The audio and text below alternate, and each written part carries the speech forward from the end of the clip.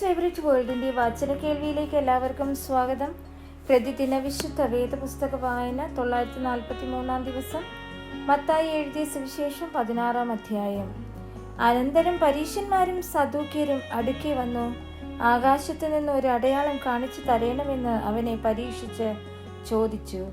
അവരോട് അവൻ ഉത്തരം പറഞ്ഞത്, സന്ധ്യാസമയത്ത് ആകാശം ചുവന്നു കണ്ടാൽ നല്ല തെളിവാകും എന്നും രാവിലെ ആകാശം മൂടി ചുവന്നു കണ്ടാൽ ഇന്ന് മഴക്കോൾ ഉണ്ടാകുമെന്നും നിങ്ങൾ പറയുന്നു. ആകാശത്തിന്റെ ഭാവം വിവേചിപ്പാൻ നിങ്ങൾ അറിയുന്നു, എന്നാൽ കാലലക്ഷണങ്ങളെ വിവേചിപ്പാൻ കഴിയുകയില്ലയോ? ദോഷവും വ്യഭിചാരവുമുള്ള തലമുറ അടയാളം തിരയുന്നു. യോനയുടെ അടയാളമല്ലാതെ അതിന് അടയാളം ലഭിക്കയില്ല. പിന്നെ അവൻ അവരെ വിട്ടുപോയി. ശിഷ്യന്മാർ അക്കരയ്ക്ക് പോകുമ്പോൾ അപ്പം എടുക്കാൻ മറന്നുപോയി. എന്നാൽ യേശു അവരോട്, നോക്കുവിൻ, പരീശന്മാരുടെയും സദൂക്യരുടെയും പുളിച്ച മാവ് സൂക്ഷിച്ചു കൊള്ളുവിൻ എന്ന് പറഞ്ഞു. അപ്പം കൊണ്ടുപോരായികയാൽ ആയിരിക്കുമെന്ന് അവർ തമ്മിൽ പറഞ്ഞു. അത് അറിഞ്ഞിട്ട് യേശു പറഞ്ഞത്, അല്പവിശ്വാസികളെ, അപ്പം കൊണ്ടുവരായികയാൽ തമ്മിൽ പറയുന്നത് എന്ത്? ഇപ്പോഴും നിങ്ങൾ തിരിച്ചറിയുന്നില്ലയോ? 5000 പേർക്ക് 5 അപ്പം കൊടുത്തിട്ട് എത്ര കൊട്ട് എടുത്തു എന്നും 4000 പേർക്ക് 7 അപ്പം കൊടുത്തിട്ട് എത്ര വട്ടി എടുത്തു എന്നും ഓർക്കുന്നില്ലയോ? പരീശന്മാരുടെയും സദൂക്യരുടെയും പുളിച്ച മാവ് സൂക്ഷിച്ചു കൊള്ളേണമെന്ന് പറഞ്ഞത് അപ്പത്തെക്കുറിച്ചല്ല എന്ന് തിരിച്ചറിയാത്തത് എന്ത്? അങ്ങനെ അപ്പത്തിന്റെ പുളിച്ച മാവല്ല, പരീശന്മാരുടെയും സദൂക്യരുടെയും ഉപദേശമത്രേ സൂക്ഷിച്ചു കൊള്ളുവാൻ അവൻ പറഞ്ഞു എന്ന് അവർ ഗ്രഹിച്ചു. യേശു ഫിലിപ്പിന്റെ കൈസരിയുടെ പ്രദേശത്ത് എത്തിയ ശേഷം തന്റെ ശിഷ്യന്മാരോട്, ജനങ്ങൾ മനുഷ്യപുത്രനെ ആർ എന്ന് പറയുന്നു എന്ന് ചോദിച്ചു. ചിലർ യോഹന്നാൻ സ്നാപകൻ എന്നും മറ്റു ചിലർ ഏലിയാവെന്നും വേറെ ചിലർ യിരെമ്യാവോ പ്രവാചകന്മാരിൽ ഒരുത്തനോ എന്നും പറയുന്നു എന്ന് അവർ പറഞ്ഞു. നിങ്ങളോ എന്നെ ആർ എന്ന് പറയുന്നു എന്ന് അവൻ ചോദിച്ചതിന് ശീമോൻ പത്രോസ്, നീ ജീവനുള്ള ദൈവത്തിന്റെ പുത്രനായ ക്രിസ്തു എന്നും ഉത്തരം പറഞ്ഞു.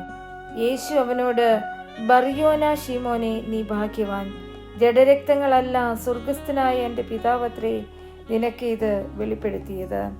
നീ പത്രോസ് ആകുന്നു. ഈ പാറമേൽ ഞാൻ എൻ്റെ സഭയെ പണിയും. പാതാള ഗോപുരങ്ങൾ അതിനെ ജയിക്കുകയില്ല എന്ന് ഞാൻ നിന്നോട് പറയുന്നു. സ്വർഗരാജ്യത്തിന്റെ താക്കോൽ ഞാൻ നിനക്ക് തരുന്നു. നീ ഭൂമിയിൽ കെട്ടുന്നതൊക്കെയും സ്വർഗത്തിൽ കെട്ടപ്പെട്ടിരിക്കും, നീ ഭൂമിയിൽ അഴിക്കുന്നതൊക്കെയും സ്വർഗത്തിൽ അഴിഞ്ഞിരിക്കുമെന്ന് ഉത്തരം പറഞ്ഞു. പിന്നെ താൻ ക്രിസ്തു ആകുന്നു എന്ന് ആരോടും പറയാതിരിപ്പാൻ ശിഷ്യന്മാരോട് കൽപ്പിച്ചു. അന്നു മുതൽ യേശു താൻ യെരുശലേമിൽ ചെന്നിട്ട് മൂപ്പന്മാർ, മഹാപുരോഹിതന്മാർ, ശാസ്ത്രിമാർ എന്നിവരാൽ പലതും സഹിച്ച് കൊല്ലപ്പെടുകയും 3-ാം നാൾ ഉയർത്തെഴുന്നേൽക്കുകയും വേണ്ടത് എന്ന് ശിഷ്യന്മാരോട് പ്രസ്താവിച്ചു തുടങ്ങി. പത്രോസ് അവനെ വേറിട്ട് കൊണ്ടുപോയി, കർത്താവേ, അത് അരുതേ, നിനക്ക് അങ്ങനെ ഭവിക്കരുതേ എന്ന് ശാസിച്ചു തുടങ്ങി. അവനോ തിരിഞ്ഞ് പത്രോസിനോട്, സാത്താനെ, എന്നെ വിട്ടുപോ, നീ എനിക്ക് ഇടർച്ചയാകുന്നു. നീ ദൈവത്തിൻ്റെതല്ല, മനുഷ്യരുടേതത്രേ കരുതുന്നത് എന്ന് പറഞ്ഞു.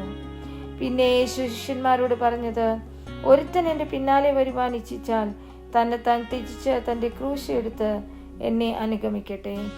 ആരെങ്കിലും തൻ്റെ ജീവനെ രക്ഷിപ്പാൻ ഇച്ഛിച്ചാൽ അതിനെ കളയും. എൻ്റെ നിമിത്തം ആരെങ്കിലും തൻ്റെ ജീവനെ കളഞ്ഞാൽ അതിനെ കണ്ടെത്തും. ഒരു മനുഷ്യൻ സർവ്വലോകവും നേടിയിട്ടും തൻ്റെ ജീവനെ നഷ്ടപ്പെടുത്തിയാൽ അവന് എന്ത് പ്രയോജനം? അല്ല, തൻ്റെ ജീവനെ വീണ്ടുകൊള്ളുവാൻ മനുഷ്യൻ എന്ത് മറുവില കൊടുക്കും?